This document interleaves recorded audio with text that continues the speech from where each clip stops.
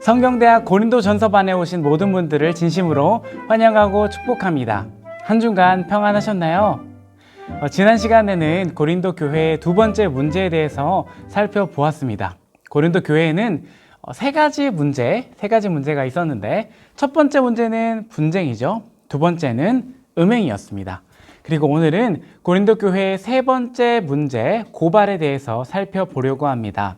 그리고 난 뒤에는 중간 퀴즈 대회를 가지도록 하겠습니다. 퀴즈 대회는 특별히 한 분에게는 고린도 교회에서 보낸 일주일이라는 책과 최근에 나온 책입니다. 그리고 두 분께는 커피 상품권을 드리도록 하겠습니다.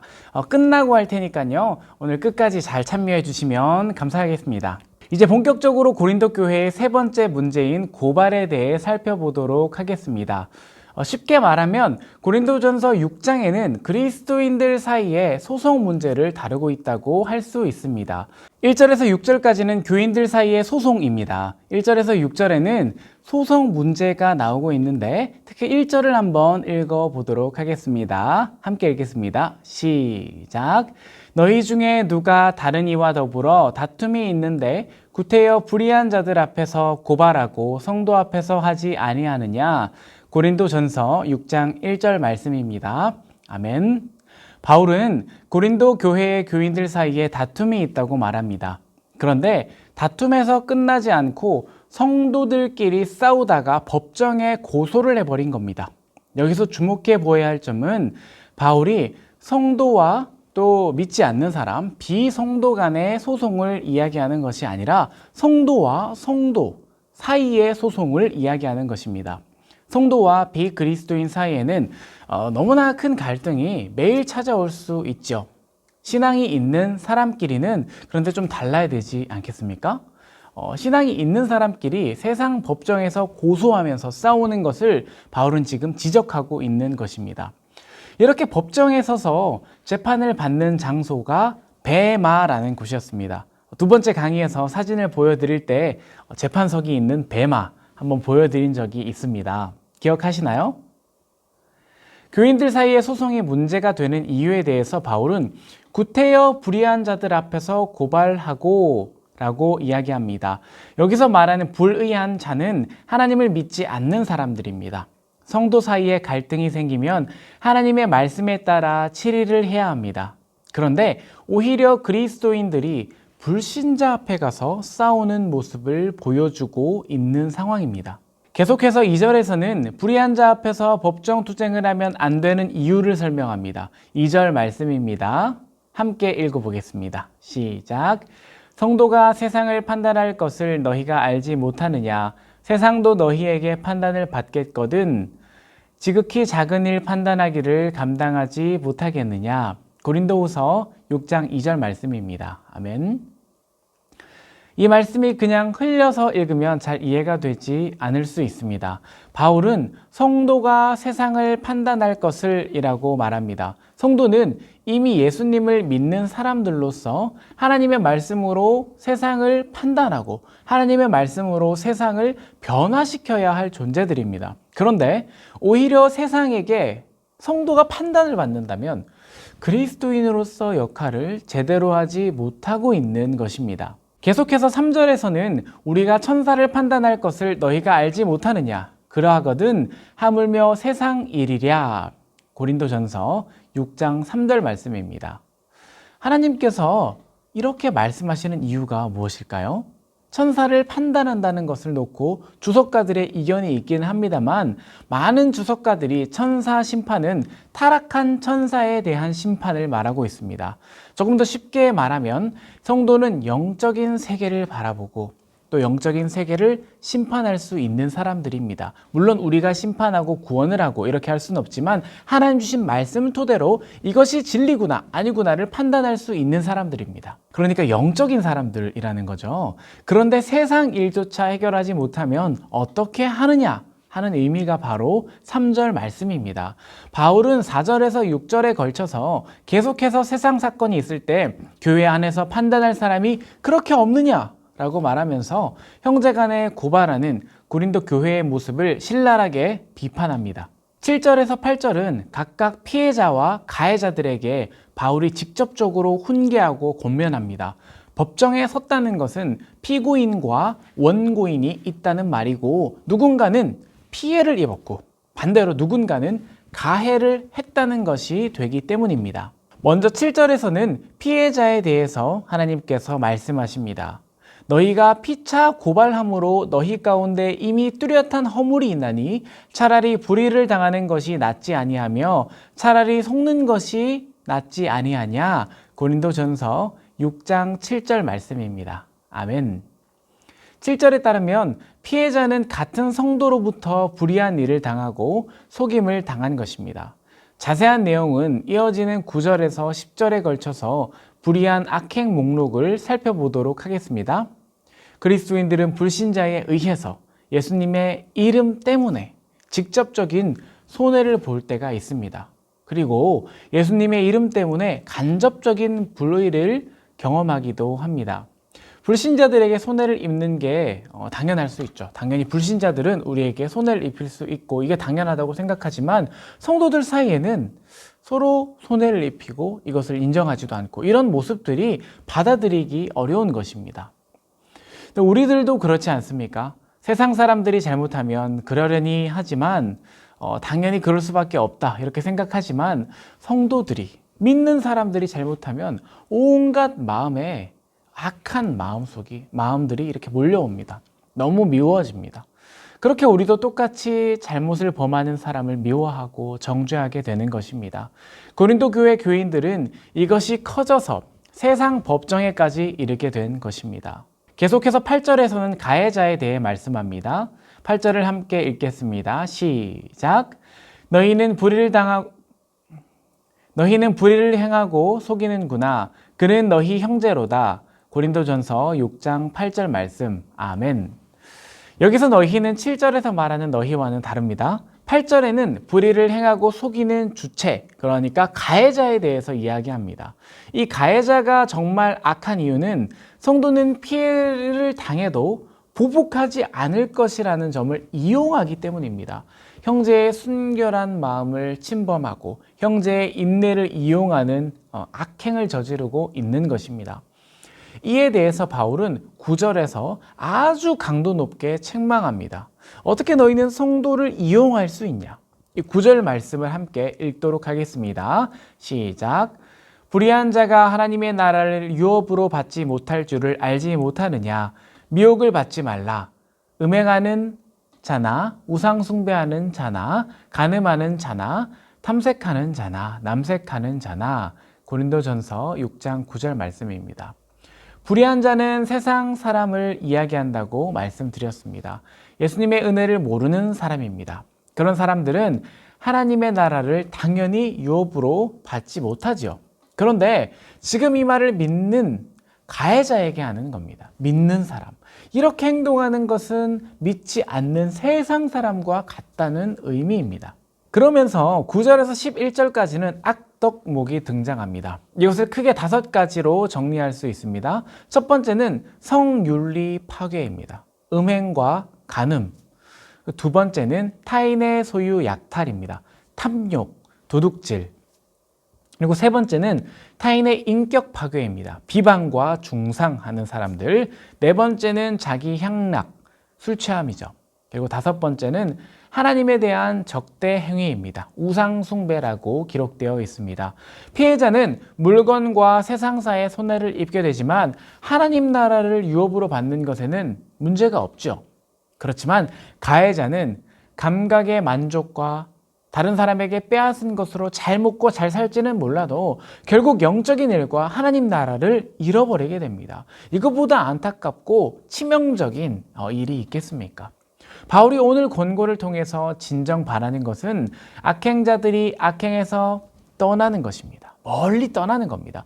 바울은 이렇게 교인 사이에서 고발을 하다가 회개한 좋은 사례가 있다고 11절에 좋은 사례도 소개를 하고 있습니다. 11절에 이렇게 시작합니다. 너희 중에 이와 같은 자들이 있더니 이것은 실제로 회개하고 성령으로 씻음받고 거룩하게 된 악행자들이 있다는 의미입니다. 현재 소송을 하려는 이들은 이런 좋은 사례가 있다는 것을 기억하고 악행에서 떠나서 하나님의 나라를 상속할 것을 소망해야 한다고 이야기하고 있습니다. 1절에서 11절까지의 내용을 간단하게 이렇게 요약할 수 있겠습니다. 성도들 사이에 어떤 마찰이 생길 때 고린도 성도들은 문제를 해결하기 위해 어떻게 했습니까? 법정에 서기를 주저하지 않았습니다. 그렇지만 바울은 성도와 또 성도 사이에 법정 투쟁을 허락하지 않는 이유와 갈등을 또 해결할 수 있는 다른 대안을 1절에서 6절에 걸쳐서 설명했습니다. 그리고 7절에서 8절까지 피해자와 가해자에게 각각 적극적인 요구사항을 말합니다. 피해자도 또 가해자도 이 문제에 관해서 큰 교훈을 얻게 되는데, 그것은 바로 성도는 모두 그리스도 예수의 이름과 하나님의 성령 안에서 씻음과 거룩함과 의롭다 하심을 받았기 때문입니다. 이제 6장을 벌써 반이나 읽었습니다. 12절에서 20절까지는 앞서 5장에서 이야기하던 음행에 대해서 조금 더 보충해서 설명하고 있습니다. 음행 이야기가 그 5장에서 설명한 것으로는 부족했나 봅니다. 그리고 나아가서 12절에서 15절까지는 자유의 한계에 대해서 이야기합니다. 고린도 교회 성도들 모든 것이 나에게 허락된다는 견해를 주장했어요. 그러면서 음행을 해도 된다고 이야기했습니다. 바울은 이것에 대해서 아주 명쾌하게 두 가지 이야기를 하면서 차이점을 말하는데, 하나는 유익성, 그리고 하나는 지배성입니다. 말이 조금 어렵죠? 유익성과 지배성의 차이에 대해서 12절 말씀을 읽고 한번 살펴보도록 하겠습니다. 모든 것이 내게 가하나 다 유익한 것이 아니요 모든 것이 내게 가하나 내가 무엇이든지 얽매이지 아니하리라. 아멘. 모든 것이 가능하다 할지라도 그것을 했을 때 몸에 유익한 것은 아닌 것들이 있습니다. 이것을 유익성이라고 합니다. 예를 들어서 음식이 있는데 배고픔을 달랠 정도만 먹으면 되는데 배가 터지는지도 모르고 계속 먹는다면 결코 유익한 일이 아닐 것입니다. 또 다른 개념이, 유익성과 반대되는 개념이 지배성입니다. 12절에서 바울은 얽매이지 아니하리라 라고 합니다. 무언가를 자유롭게 하는 것은 가능하지만 이것이 나를 지배한다면 문제가 있는 것입니다. 오직 그리스도인들을 지배해야 하는 것은 하나님의 영입니다. 성령께서 우리를 지배하셔야 하는데, 하나님께서 우리를 지배하지 않고 다른 것이 우리를 지배하게 자유를 사용한다면 그것은 자유가 아니라 방종입니다. 유익성과 지배성에 대해서 꼭 기억하시고 또 이렇게 적어두고 넘어가시면 참 좋겠습니다. 계속해서 16절에서 20절까지는 음행을 피하고 하나님께만 영광을 돌리라고 이야기하는 내용이 나옵니다. 소제목은 음행 금지, 하나님께 영광이라고 지어보았습니다. 19절에서는 음행을 정당화할 수 없는 중요한 이유를 말하고 있습니다. 함께 19절 말씀을 읽겠습니다. 너희 몸은 너희가 하나님께로부터 받은 바 너희 가운데 계신 성령의 전인 줄을 알지 못하느냐. 너희는 너희 자신의 것이 아니라. 고린도전서 6장 19절 말씀입니다. 음행은 내 몸을 더럽히는 행동입니다. 그것이 크게 문제되는 이유는 바로 그리스도인의 몸은 성령의 전이기 때문입니다. 고린도전서 3장 16절 말씀을 기억하실 것입니다. 우리 몸은 하나님의 성전입니다. 하나님께서 말씀하셨습니다. 성전은 공짜로 주어진 것처럼 보이지만 결코 그렇지 않습니다. 20절에서는 값으로 산 것이라고 말합니다. 무엇을 값주고 성전을 샀을까요? 무엇을 값주고 산 것일까요? 그리스도께서 피로 값주고 사신 것, 우리의 구원입니다. 이것을 통해서 우리는 주님의 몸이 되었습니다. 따라서 성령의 전으로서 역할을 못하도록 몸을 더럽히는 음행을 피해야 하는 것입니다. 자, 오늘은 이렇게 6장에 대해서 상세하게 정리해 보았습니다. 여러분들께서는 잠깨 포인트를 발견하셨는지요? 저는 오늘 잠깨 포인트를 성도 간의 용서로 정해봤습니다. 고린도 교회는 성도 간의 싸움을 용서하지 못하고 세상 법정에까지 끌고 갔습니다. 물론 어떤 범죄들은 반드시 법정에서 다루어져야 하는 것도 있겠습니다. 그렇지만 오늘 바울이 본문 말씀을 통해서 전하고자 했던 것은 성도 간의 문제 문제를 성숙한 신앙으로 해결할 수 있어야 한다는 것이었습니다. 우리 가운데도 문제가 늘 도사리고 있습니다. 정말 많은 문제들이 교회 안과 교회 밖에 있죠. 그럴 때 세상적인 방식으로 해결하려고 하지 않아야 하겠습니다. 오직 하나님의 은혜를 받은 자들로서 하나님의 말씀에 따라 먼저 가해자는 피해를 입은 사람에게, 피해자에게 가서 진심으로 사과하고 용서를 구하고 하나님 앞에서도 회개하여서 거룩함으로 덧입어야 합니다.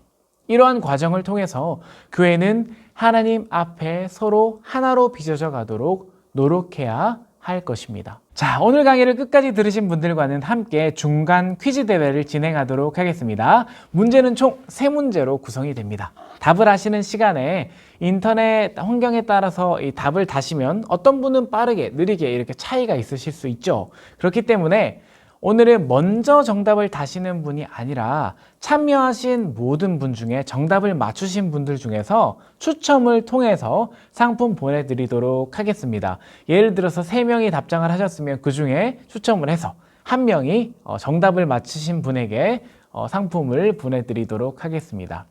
답을 하실 때 주관식 문제는 없기 때문에 번호로 대답해 주시면 되겠습니다. 예를 들어서 1번, 2번, 3번 이렇게 정답을 채팅창에 남겨주시면 되겠습니다. 준비되셨죠? 이제 화면을 띄워주시고 채팅 칠 준비를 해주시면 되겠습니다. 첫 번째 문제 나갑니다.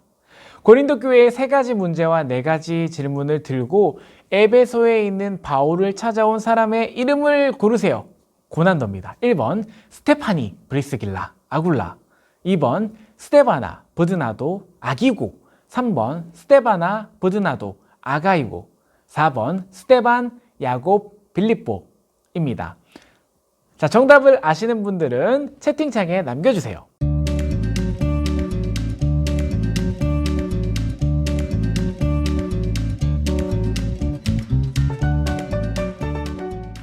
정답은 바로 3번 스데바나, 버드나도, 아가이고입니다. 스데바나는 부도가 나도 아가를 이고 온다, 이렇게 우리가 기억했던 기억을 하시죠? 계속해서 2번 문제 나갑니다. 고린도전서에서 분쟁을 담고 있는 장은 어디일까요? 1번 1장, 2번 5장, 3번 6장, 4번 7장. 정답을 적어주세요.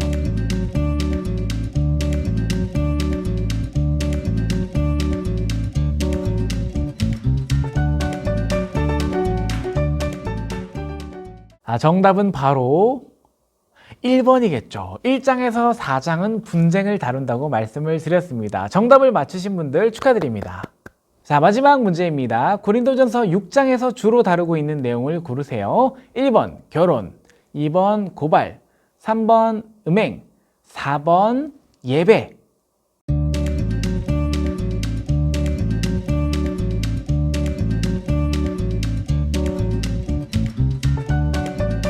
오늘 한 내용인데요. 과연 정답을 맞추셨을까요?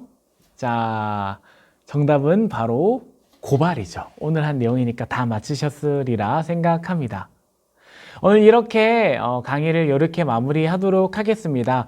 퀴즈 정답 맞추신 분들 너무너무 감사하고요. 앞으로도 계속 성경대학에 잘 참여해 주셔서 우리의 믿음을 말씀을 토대로 성장시켜 나가면 좋겠습니다. 제가 기도하고 마무리하겠습니다. 사랑과 은혜가 충만하신 하나님 감사합니다. 오늘 이 자리에 불러주시고 성경대학 하게 하심에 감사합니다. 우리 가운데 분쟁이 많고 고발하고 싶은 마음이 들지만 하나님, 세상 법정에 우리 성도를 송사하는 것보다 서로 믿음 가운데에 서로의 잘못들을 인정하고 화해하고 용서할 수 있는 믿음을 허락하여 주시옵소서. 하나님, 우리 성도 간에 법정에 서는 것이 아니더라도 문제가 많이 생기지만 서로 사랑함으로 용서하고 보듬는 동일교회 성도들 다 될 수 있도록 인도하여 주시옵소서. 이 모든 말씀 살아계신 예수님의 이름으로 간절히 기도합니다. 아멘.